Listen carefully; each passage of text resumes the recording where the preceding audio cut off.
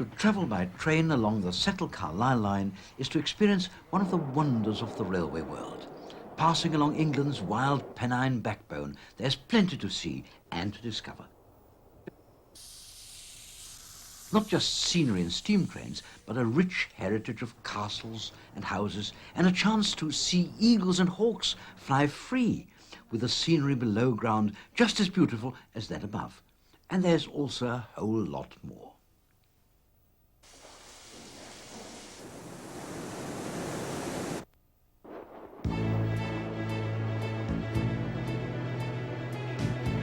We begin in the market town of Settle, in the county of North Yorkshire.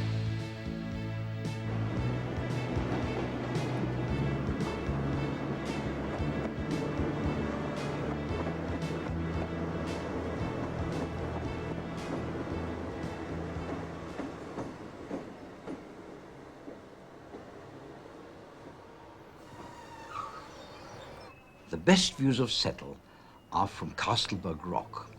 Towering high above the town, this is also an ideal place to watch the trains come and go.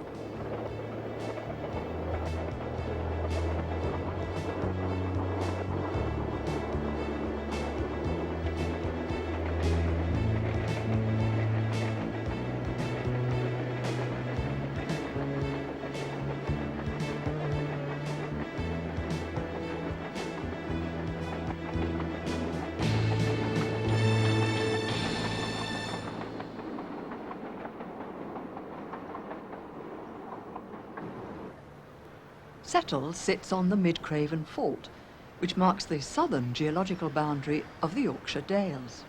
The town has always been an important trading centre. Its first market charter was granted back in 1249. The marketplace is fronted by a number of interesting buildings, including the Shambles and the enigmatic Naked Man Cafe. The fellow himself was carved out in relief in the stonework, supposedly to ridicule the frivolous fashions of the late 17th century. Today, Settle is full of the charming shops and cafes which have long since disappeared from more modern town centres.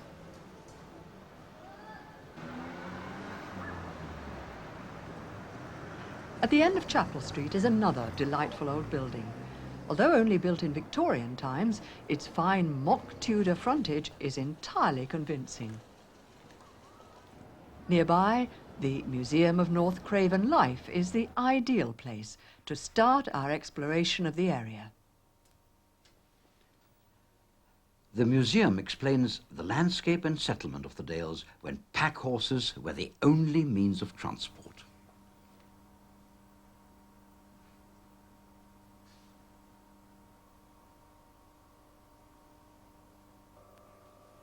Other displays include the domestic and working life of the Dalesmen.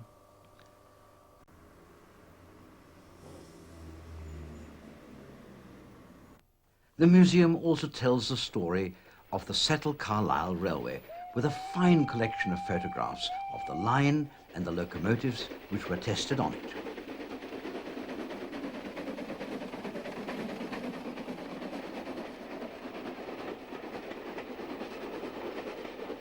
A number of relics from the days of the Midland Railway Company have also been preserved here.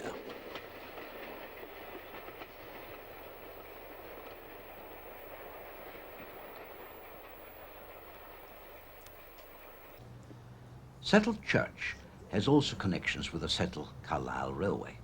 Inside the porch is a marble memorial commemorating those killed during the construction of the line. The tombstone of a young Welsh navvy is in a little cemetery.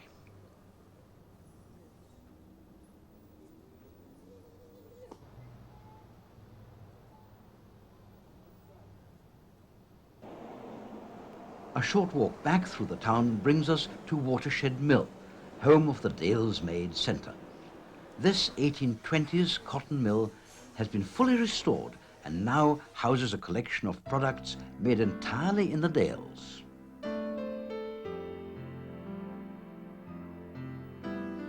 From clocks to books, sculpture, pottery, furniture, food and fashion, the centre stocks it all.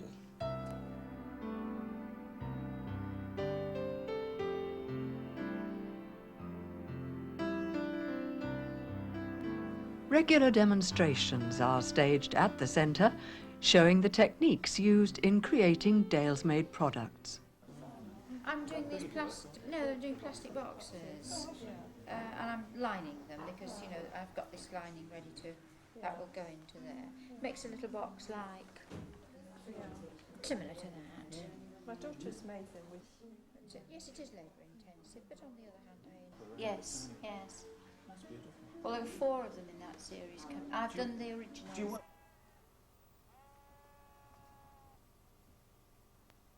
High above Settle is Appleby Scar and the famous Victoria Cave. Excavation of these caves yielded the remains of bison, rhinoceros, elephant and bears, as well as a number of human artefacts which are in the museum.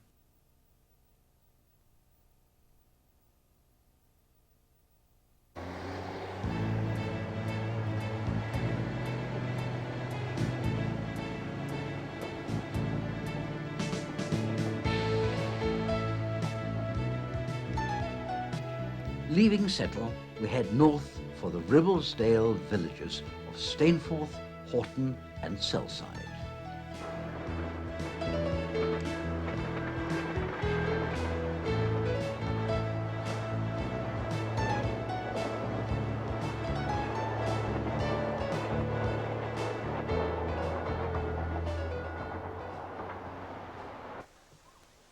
Near the village of Stainforth is a fine packhorse bridge across the Ribble. Here the valley is crisscrossed with stepping stones, trees and waterfalls, and Stainforth Force must be one of the best places to spend a hot sunny afternoon.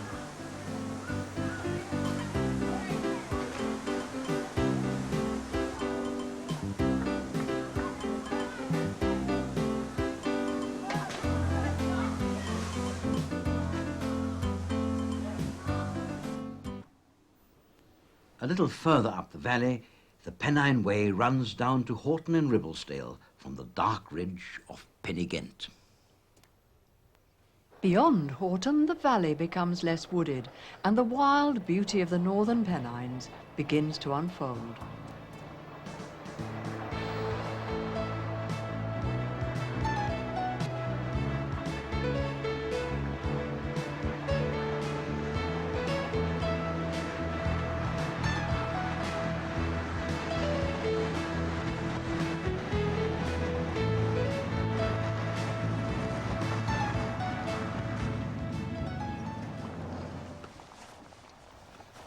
We're now in limestone country, soluble rock which is full of caves and potholes.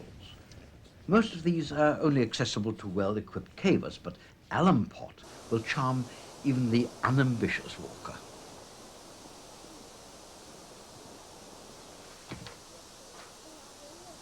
This awe-inspiring vertical shaft is over 300 foot deep, with alum pot beck plunging in from the moor above.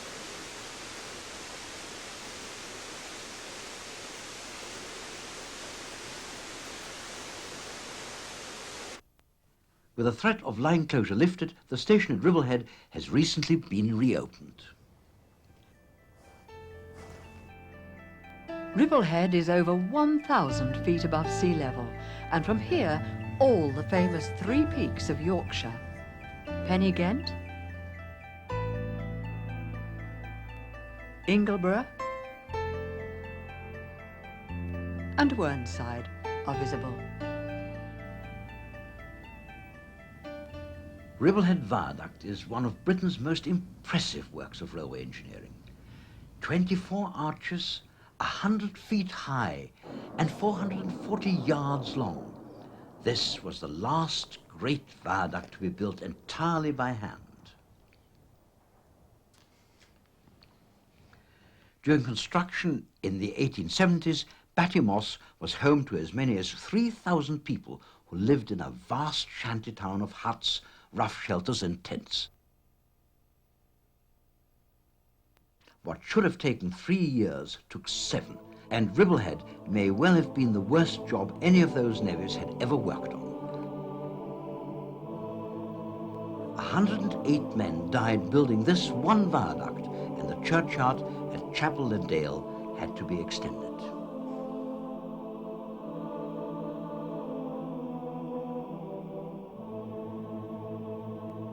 Today, the moss is home only to the occasional camper. Not far from Ribblehead, on the road to Ingleton, are the White Scar Caves and Britain's biggest tourist cavern. Extending for almost a mile under the limestone escarpments of Ingleborough, they're a fascinating introduction to the underground world.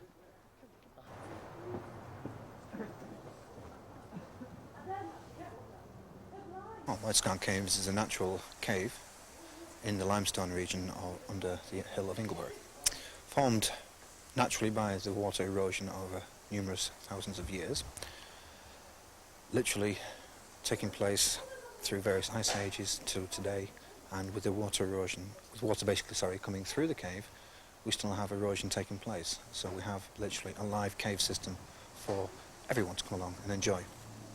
The most numerous formation you'll see in the cave system are the very thin, delicate straw stalactites, which hang down from the ceiling, growing anything from inches to a couple of feet in length. On top of that, you have the stalagmites and the stalactites also taking place, the stalagmitic columns or pillars. And at the very end of your tour, you will actually visit what is the largest open chamber for the public to visit while anywhere in this country underground, known as the Battlefield Chamber. The caves were discovered in 1923 by a Cambridge undergraduate who negotiated the then tight entrance with candles stuck in the brim of his hat.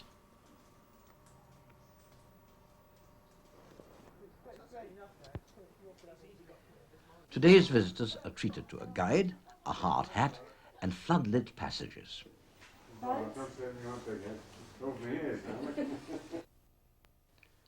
The cave entrance is an excellent example of geological structure, with an ancient seafloor resting beneath rock which was deposited millions of years later from myriads of tiny marine animals. White Scar is still being carved out from the rock by the river which flows along it. Nowhere is this more dramatically illustrated than where we first meet the stream.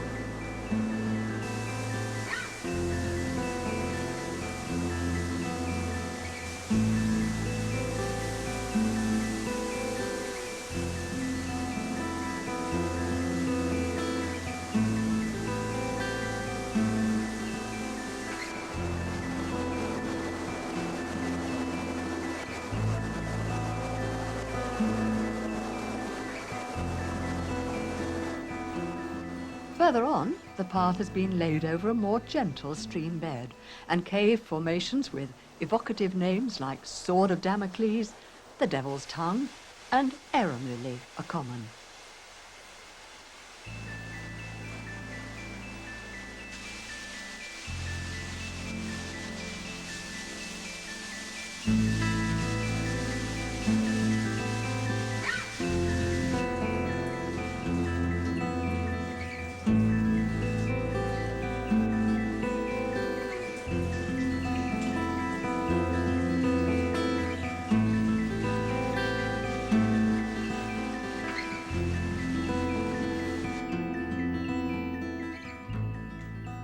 Finally, we arrive at the end of the cave, and a newly blasted tunnel brings us out into the battlefield cavern.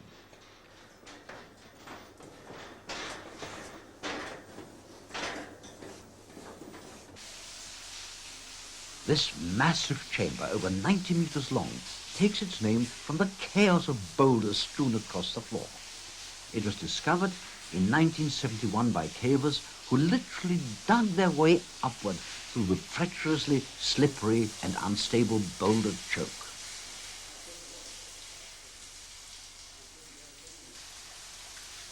The roof had great voids or avens which soared into mysterious darkness, and thousands of delicate straw stalactites hung in great curtains.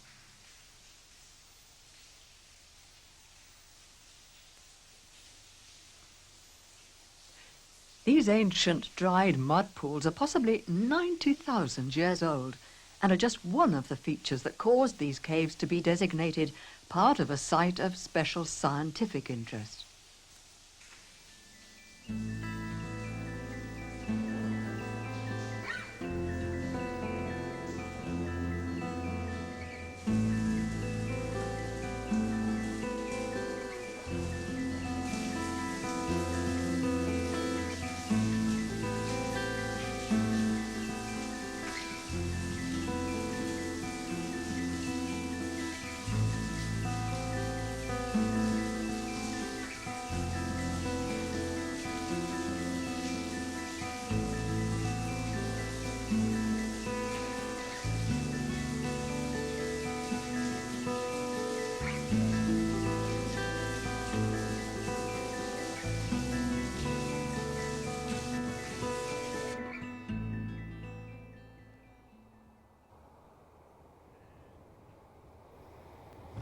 Back at Ribblehead, we continue our journey north over the mighty viaduct and onto Blay Moor.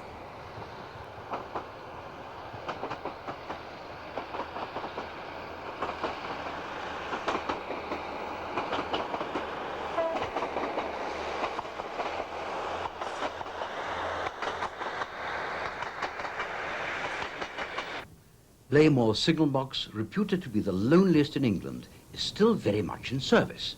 But the water tower, which once kept it company, now survives only in photographs. From here we pass into Cumbria, stopping at Dent, the highest mainline station in England.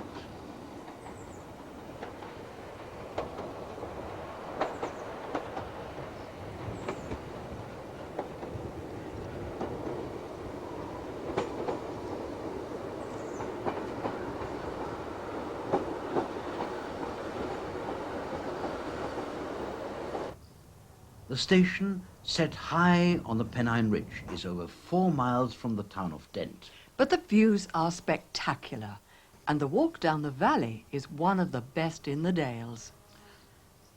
While not far from the station, we can watch the trains cross the magnificent Archengill Viaduct.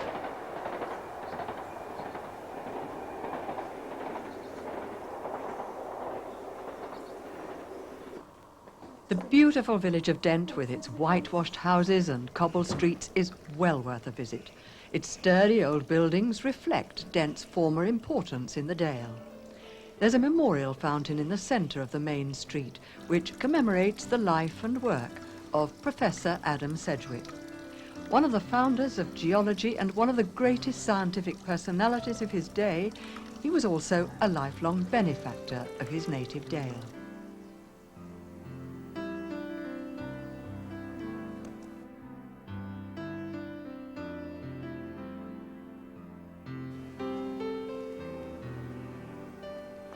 Dent also has a fine old church, and the grave of George Hodgson, complete with stakehole, is a reminder of the legend of the Dent vampire.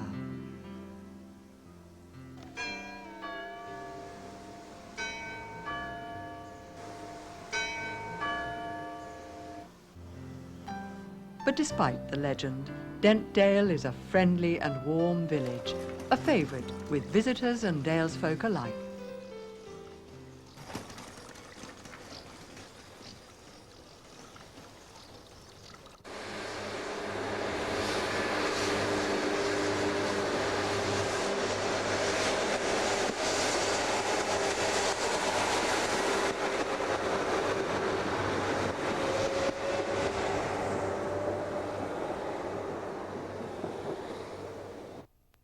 Our next stop is at Garsdale, once the junction for the branch line to Hawes.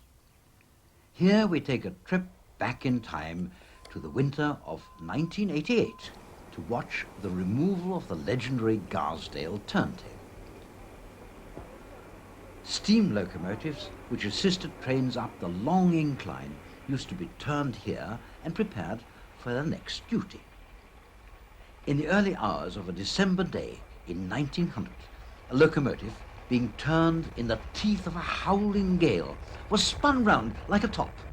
It took the combined efforts of fireman, driver and helpers over an hour to bring the turntable under control.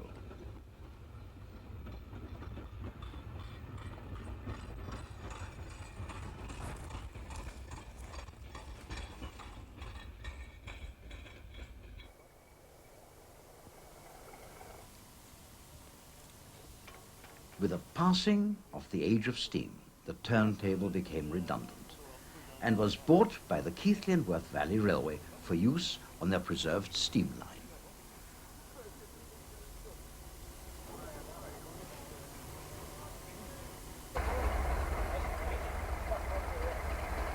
A British Rail crane arriving from Carlisle was to tackle the removal of the turntable for transfer to Keighley.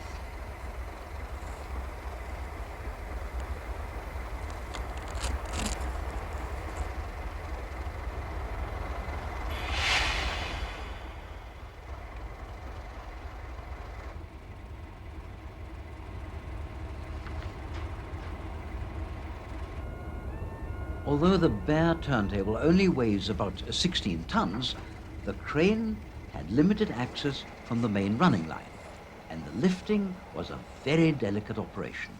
The jib had to carry out the lift at full stretch.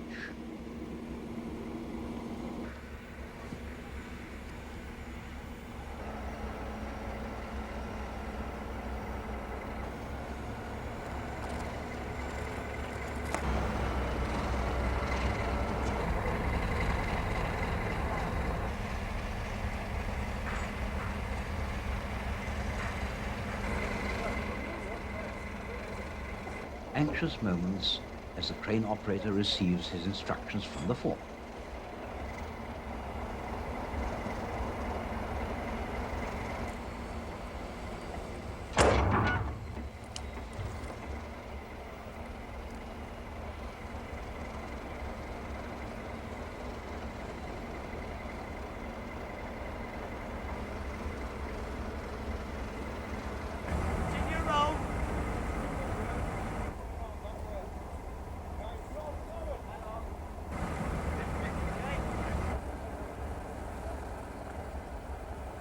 Careful transfer to the rail wagon concluded the successful operation.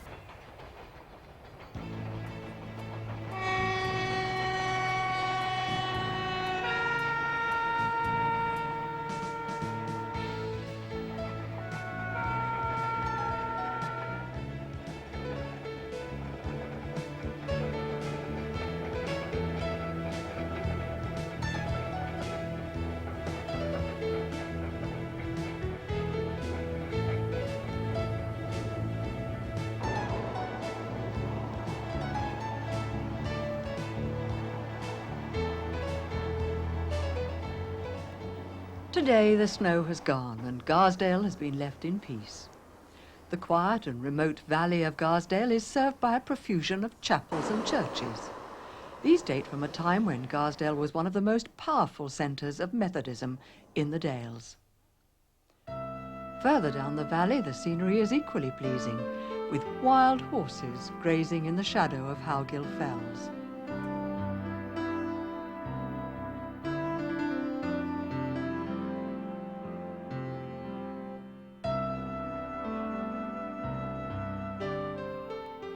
Before we leave Garsdale, there's time for refreshments at the Moorcock Inn before the final pull to the top of the long drag.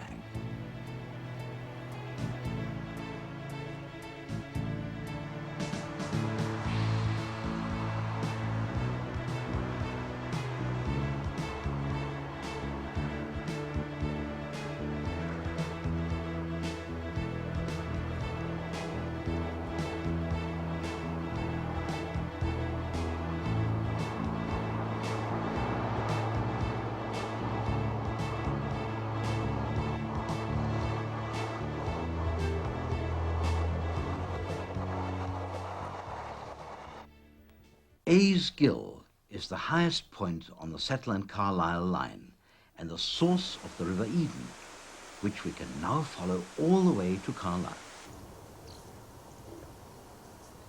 Aysgill Moor cottages, built by the Midland Railway for their workers, now provide refreshment for passers-by.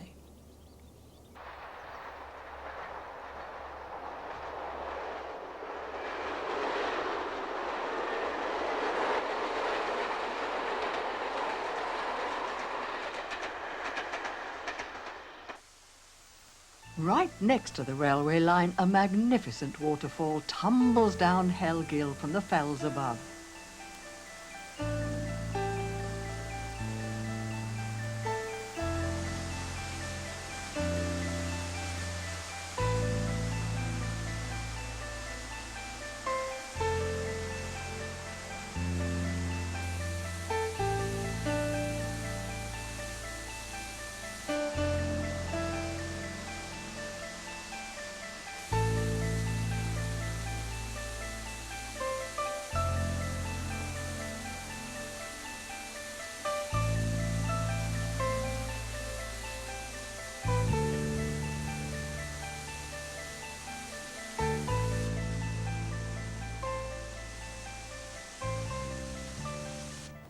From Aysgill, the line runs down to Malastang, and beneath the shadow of the Wild Boar Fell.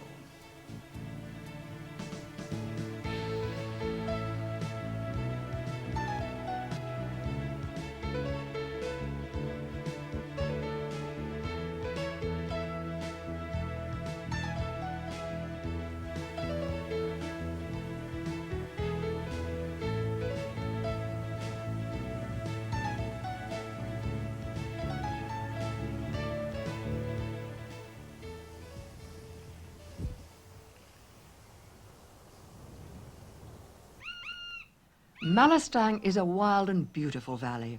Hemmed in by dark and brooding ridges, it's remote enough to be ignored by the crowds who flock to the lakes and dales. One attraction not to be missed is the North of England Falconry and Conservation Centre.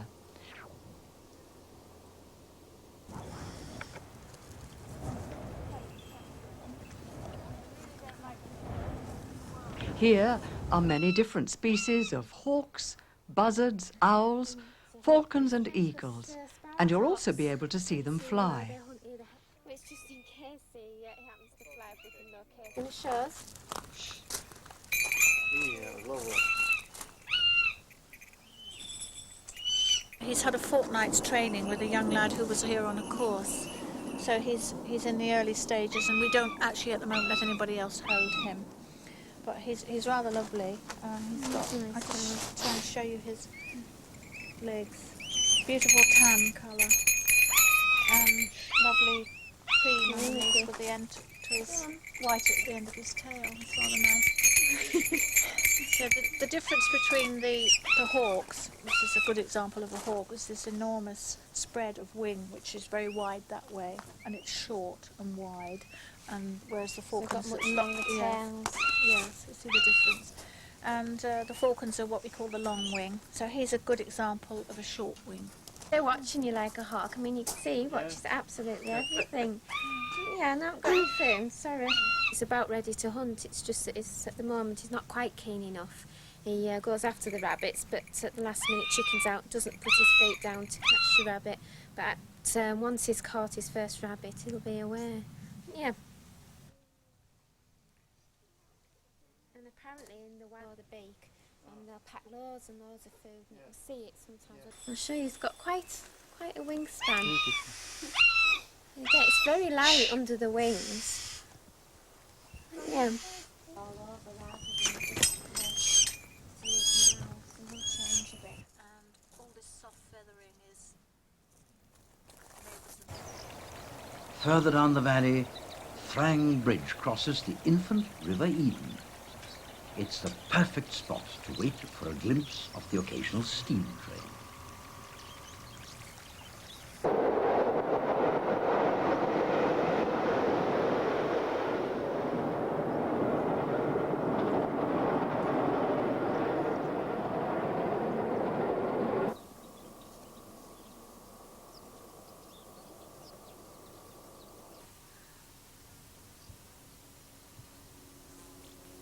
Just a mile or so further on and we come to Pendragon Castle.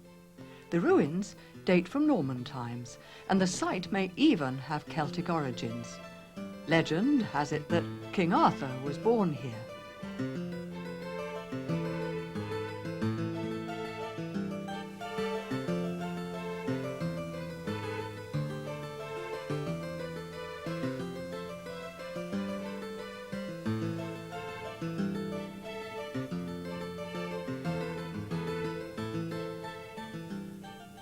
A few minutes later, the train pulls into Kirkby Stephen, where the tight confines of Malastang open out into the wide Eden Valley.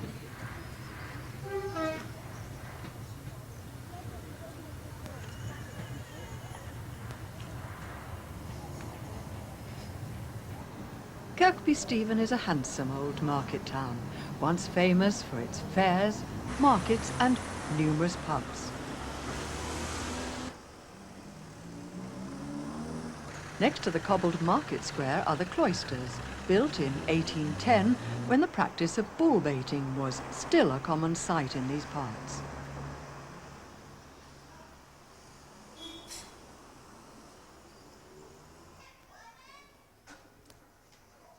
The rules of the butter market, which was held in the cloisters, are still on display.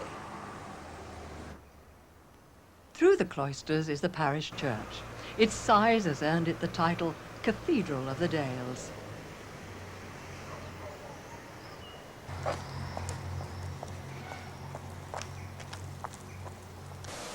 At Stencliffe, just a short walk from the town, the River Eden plunges through a rocky gorge, and the shade of the trees makes this the perfect spot for a hot afternoon.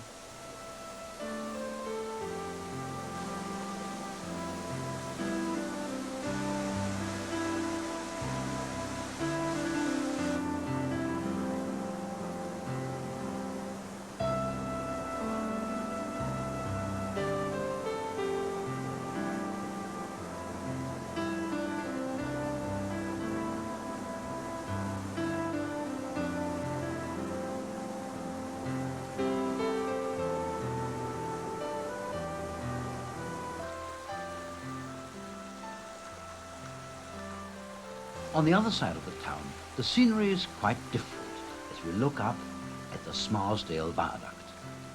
Crossing the Scandal Beck, as well as the disused Tebay Railway, this is the tallest viaduct on the line.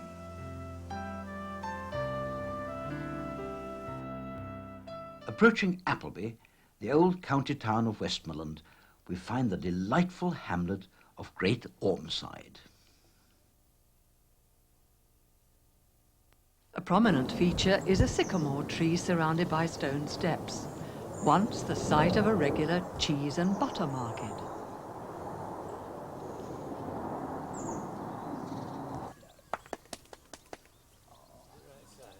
Hey? Yeah, that'll do me. Yeah. Yeah. Can you jump? Nearby is the Church of St. James, which looks down on the village from a grassy knoll. From here we can also get a fine view of the Ormside Viaduct. It carries the Settle Carlisle line over the River Eden into Appleby.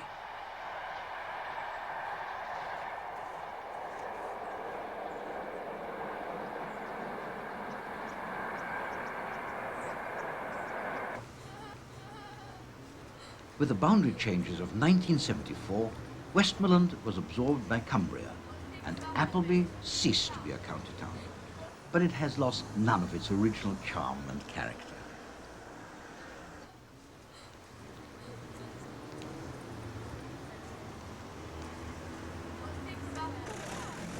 Boroughgate is the town's main street and marketplace, and at its base stands St. Lawrence's, a fine early English church which dates from Norman times.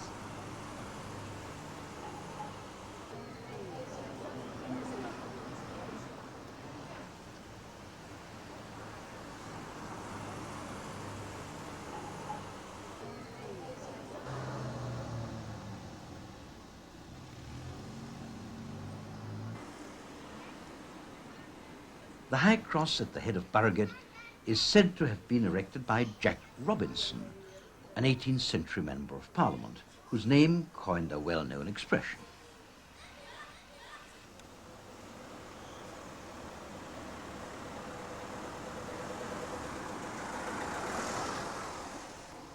But the biggest attraction in Appleby is its castle. Lady Anne Clifford, who lived here in the 17th century, regarded Appleby as the favourite of all her 6 castles, and it's not difficult to see why. Set on a landscaped hilltop, this is considered to be the best preserved Norman keep in Britain.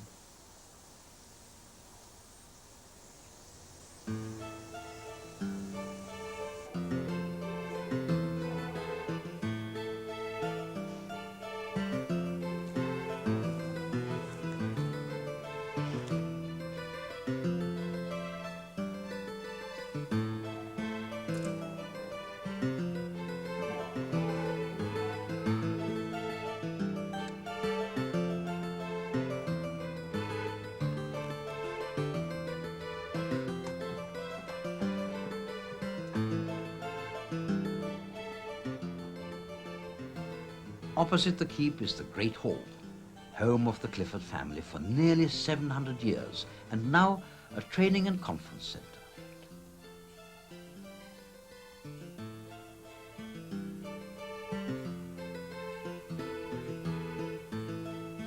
Visitors are still able to see the great triptych depicting the life of Lady Anne Clifford. And in the cabinet below, there's a Chinese porcelain dinner service, which was part of the Nanking cargo salvaged from the South China Sea in 1986.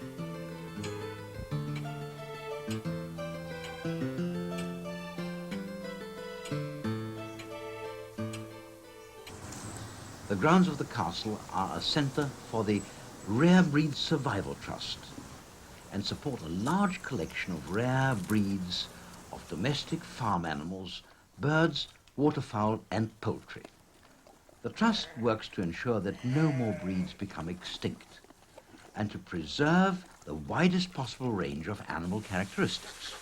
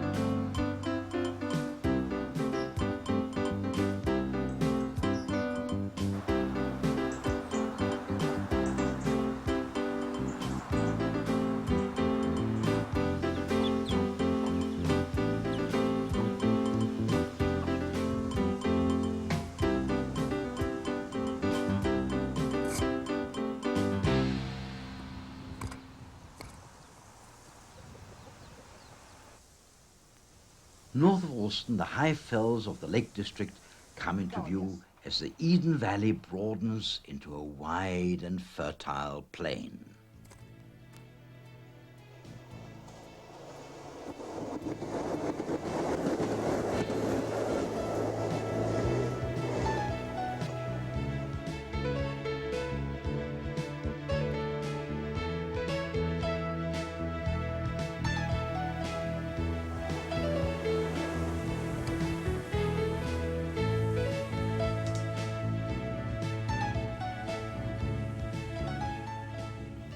Our next stop along the line is at Langwathby, a charming little village with houses clustered round the green, where the pace of life is as measured as it ever was.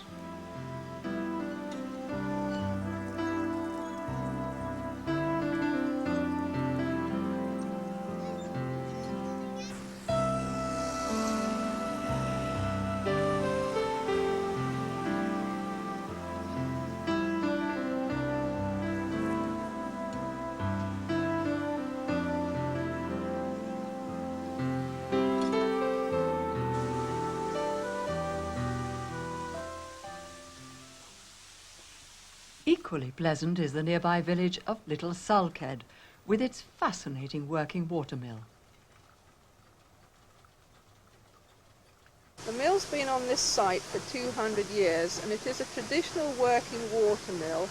We have 2 water wheels that power the mill, and all the machinery inside the mill is as it was. We've been here for 20 years producing organic stone ground flour using all the traditional machinery in the mill with a few additions, namely some augers. We have 2 water wheels here, a great big one that we use for doing the milling with and a smaller one that we use for auxiliary equipment.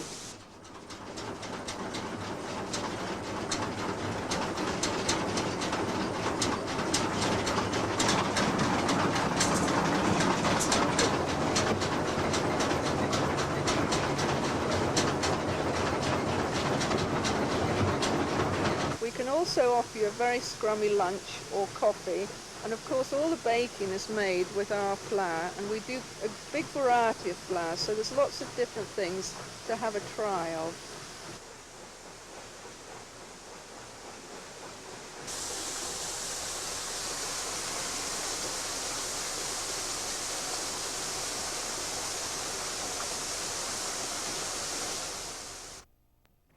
Just above Little Sulkhead stands Long Meg and her daughters, a stone circle over 6,000 years old and every bit as atmospheric as Stonehenge.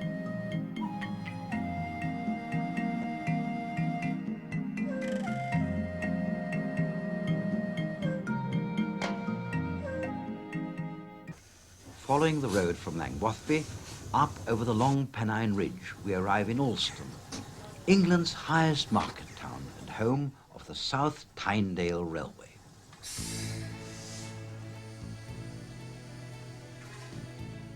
The old branch line was relaid and opened in 1983.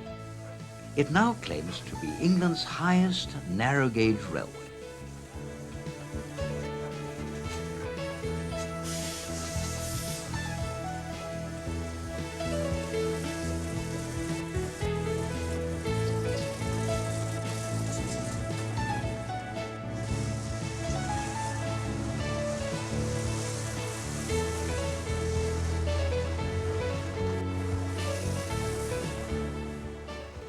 Returning to Langwathby, the splendid panorama of the Eden Valley spreads out below us.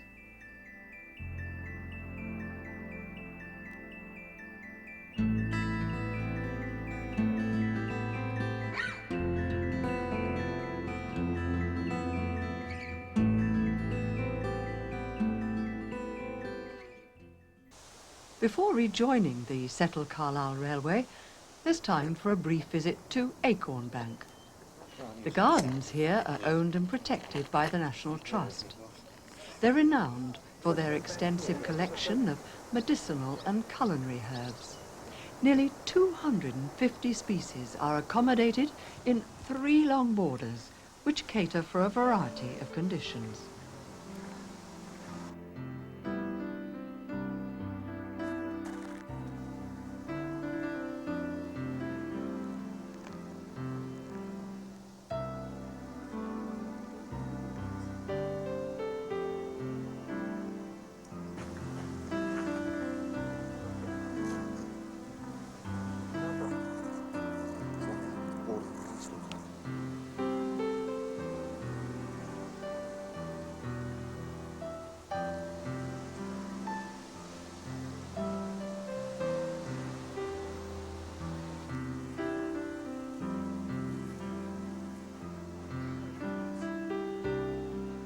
The orchard is divided by an avenue of yew, and within the shelter of the 17th century walls, shrubs and herbaceous plants flourish.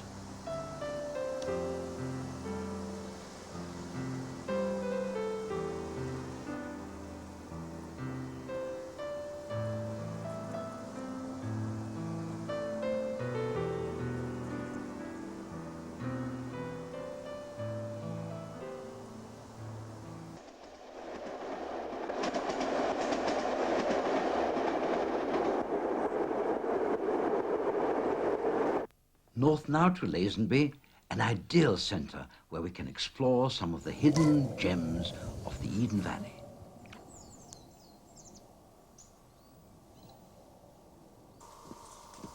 Walk south along the banks of the river and you'll soon come to Lacey's Caves.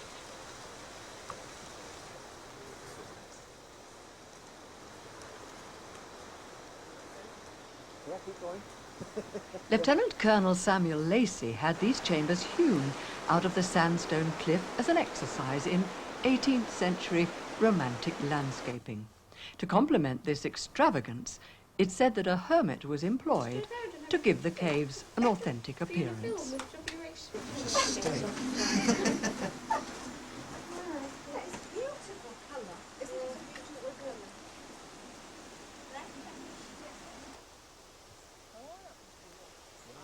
Just as much effort was put into the creation of the nunnery walks.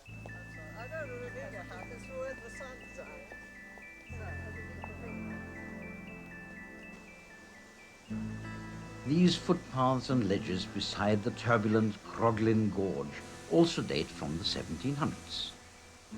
Since then, this rocky gorge has become famous for giving a wonderful insight into nature in the raw.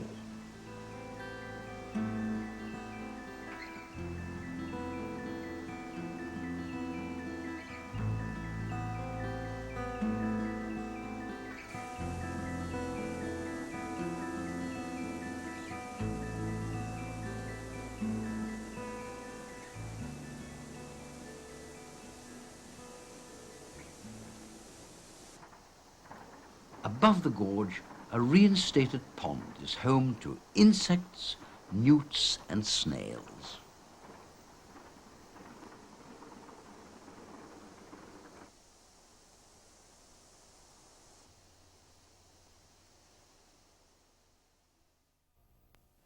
Nearing Carlisle now, there's time for one final stop at Armathwaite.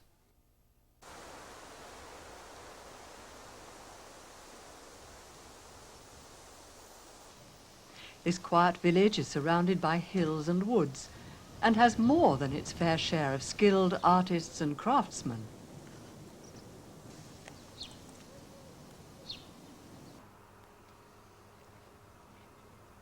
Near the edge of the village, a little sandstone church is built neatly into the hillside, while the bridge over the Eden gives magnificent views of the river and castle.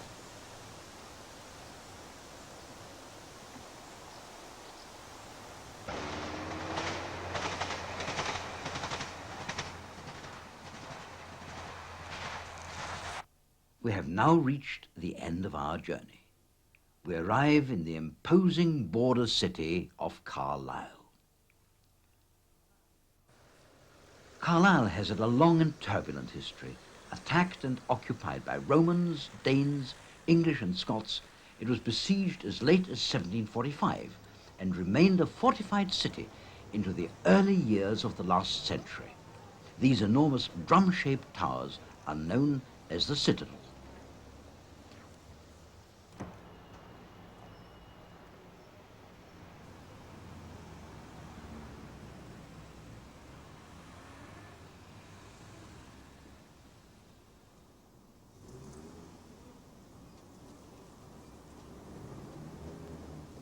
At the end of Backhouse Walk, there's a fine stretch of the city wall.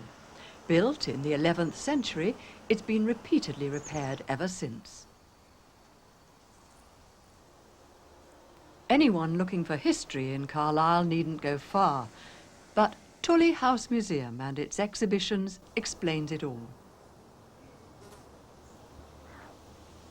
The grounds are filled with Roman remains and provide the perfect setting for a snack or lunch.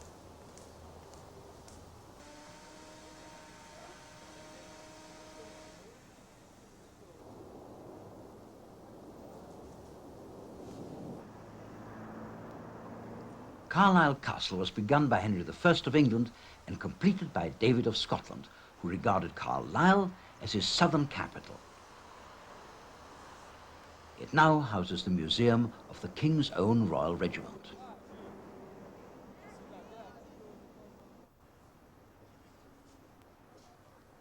Encircled by walls, citadels and castles are the quaint streets and alleyways of old Carlisle.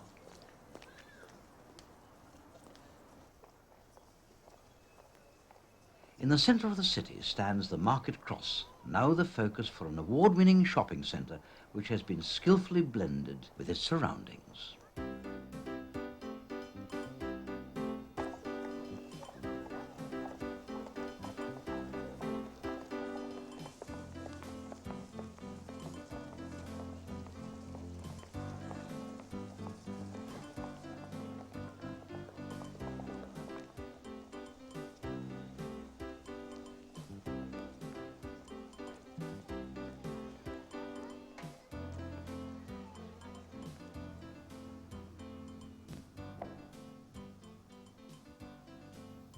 But pride of place must go to the cathedral. The Cathedral Church of the Holy and Undivided Trinity more than lives up to its name.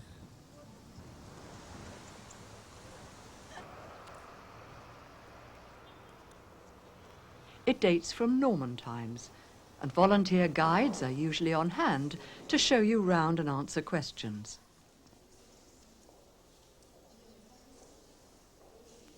Particularly outstanding features are the vaulting, the stained glass and the painted ceiling.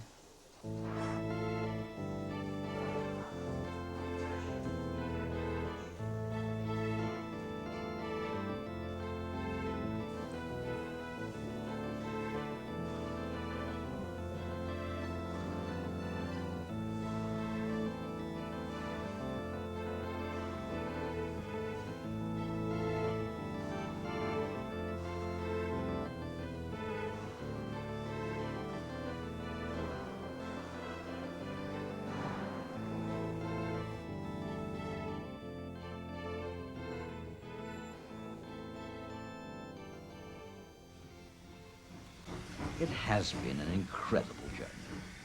And what better way to return home than by steam train? So we board the Great Marquis for the run back down the line to Settle.